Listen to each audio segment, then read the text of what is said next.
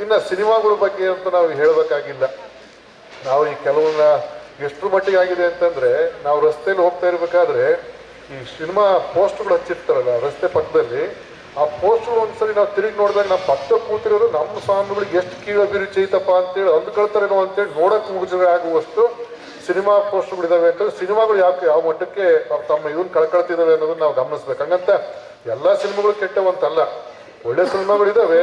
ಆದ್ರೆ ನಾವು ಗಮನಿಸಿದ ಹಾಗೆ ಈ ತರದ ಒಂದು ಅಭಿರುಚಿಹೀನ ಸಿನಿಮಾಗಳು ಬರ್ತಿರ್ತಕ್ಕಂಥದ್ದನ್ನು ಕೂಡ ನಾವು ಗಮನಿಸ್ತೇವೆ. ಆಮೇಲೆ ಸಿನಿಮಾಗಳು ಅಂತಂದ್ರೆ ಒಳ್ಳೆತನವನ್ನು ಅತಿರೇಕದಲ್ಲಿ ವಿಜೃಂಭಿಸೋದು, ಕೆಟ್ಟತನವನ್ನು ಕೂಡ ಅತಿರೇಕದಲ್ಲಿ ವಿಜೃಂಭಿಸೋದು. ಬಹಳ ನಿಮಗೆ ಎಲ್ಲರಿಗೂ ಅರ್ಥ ಆಗುವಂತ ಒಂದು ಉದಾಹರಣೆ ಕೊಡೋದಾದ್ರೆ, ಒಬ್ಬನು ಹಿಂಗ್ ಜೋರಾಗಿ ತಳ್ಳಿದ್ರೆ ಎಷ್ಟು ದೂರ ಬೀಳ್ಬೋದಪ್ಪ ನೀವು? ಒಬ್ಬನ ಹಿಂಗ್ ಜೋರಾಗಿ ಎದೆ ಹಿಡಿದು ತಳ್ಳಿದ್ರೆ ಎಷ್ಟು ದೂರ ಬೀಳು? ಅಲ್ಲೇ ಹಿಂದಕ್ಕೆ ದಪ್ಪ ಅಂತ ಬಿದ್ದನು. ಅವನು ತೆಂಗಿನ ಮರದ ಮೇಲೆ ಹೋಗಿ ಅದನ್ನ ದಾಟ್ಕೊಂಡು ಹೋಗಿ ಆ ಕಡೆ ಬೀಳಕ್ ಸಾಧ್ಯನಾ? ಒಂದು ಸರಿ ಹಿಂಗ್ ಕೈಯಲ್ಲಿ ಗುದ್ದಿದಾರೆ ಹೇಳಿದ್ರಲ್ಲ, ಇದು JCB ತುಂಡು ಮಾಡ್ತಾರಂತೆ. ಇವತ್ತಿನ ಸಾಧ್ಯನೇ ಇದು? ಇದು ಸಿನಿಮಾ ಏನ್ ಮಾಡುತ್ತೆ ಅಂತ ಹೇಳಿದ್ರೆ, ಮನುಷ್ಯನೊಳಗೆ ಅವನಲ್ಲಿ ಇಲ್ಲದೆ ಇರತಕ್ಕಂತ ಭ್ರಮೆಗಳನ್ನ ನಿರ್ಮಾಣ ಮಾಡಿ, ಈಗ ಕೆಲವು ಹುಡುಗರೆಲ್ಲ ದಾರಿ ತಪ್ಪಿದ್ರಲ್ಲ, ಅಂತ ಪ್ರಭಾವಗಳು ಅದ್ರ ಮೇಲೆ ಆಗ್ತವೆ ಅನ್ನೋದು ನಮ್ಮ ಭಾವನೆ.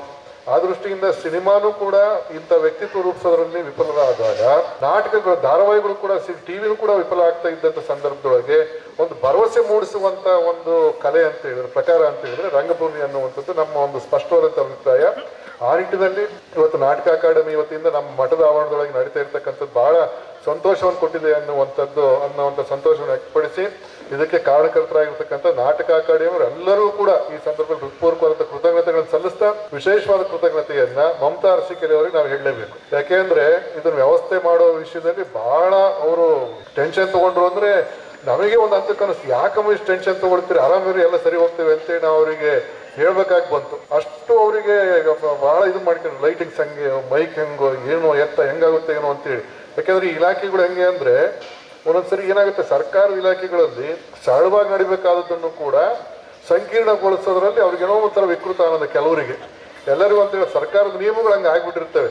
ಅದಕ್ಕೆ ಕಾರಣ ಏನು ಅಂತಂದ್ರೆ ಕಾರಣನೂ ಇಲ್ಲದೇ ಇಲ್ಲ. ಏನಾಗುತ್ತೆ, ಈ ಫೇಕ್ ಡಾಕ್ಯುಮೆಂಟೇಶನ್ಗಳನ್ನ ಮಾಡಿ ಸರ್ಕಾರದ ಹಣವನ್ನ ಲಪಟಾಯಿಸುವಂತ ಬಿಲ್ ವಿದ್ಯೆಕಾರರು ಇರ್ತಾರೆ. ಬಿಲ್ ಮಾಡೋದೈತಲ್ಲ, ಅದು ಬಿಲ್ ವಿದ್ಯೆಕಾರರು ಇರ್ತಾರೆ. ಅಂತ ಬಿಲ್ ವಿದ್ಯೆಕಾರರಿಂದ ಈ ಹಣ ದುರುಪಯೋಗ ಆಗೋದನ್ನು ತಡೆಯೋದಕ್ಕೋಸ್ಕರವಾಗಿ ಸರ್ಕಾರದವರು ಕೂಡ ನೀವು ಚಾಪೆ ಕೆಳಗೆ ಮುಗಿಸ್ತು, ನಾವು ರಂಗೋಲಿ ಕೆಳಗೆ ಮುಗಿಸ್ತೀವಿ ಅಂತ ಮಾಡ್ತಾನೆ ಇರ್ತಾರೆ ಅವರು. ಆ ಹಿನ್ನೆಲೆಯಲ್ಲಿ ಅಂತ ಎಲ್ಲವನ್ನೂ ಪೂರೈಸೋದ್ರೊಳಗೆ ಅವರು ಕೂಡ ಹೈರಾಣವಾಗಿದ್ದಾರೆ ಅಂತ ಹೇಳಿದ್ರೆ ತಪ್ಪಿಲ್ಲ.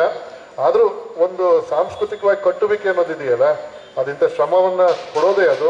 ಆದ್ರೆ ಆ ಶ್ರಮದ ಆಚೆಗೆ ಈ ತರ ಯಶಸ್ವಿ ಆಗ್ತಾ ಸಂದರ್ಭದೊಳಗೆ ಸಿಗುವಂತ ಸಂತೃಪ್ತಿ ಇದೆಯಲ್ಲ, ಅದೆಲ್ಲದನ್ನು ಕೂಡ ಮರೆಸುತ್ತೆ ಅನ್ನುವಂಥದ್ದನ್ನು ಕೂಡ ನಾವು ಗಮನಿಸಬೇಕಾಗತ್ತೆ. ಅದಕ್ಕೆ ಅವರಿಗೆ ಕೃತಜ್ಞತೆಗಳು.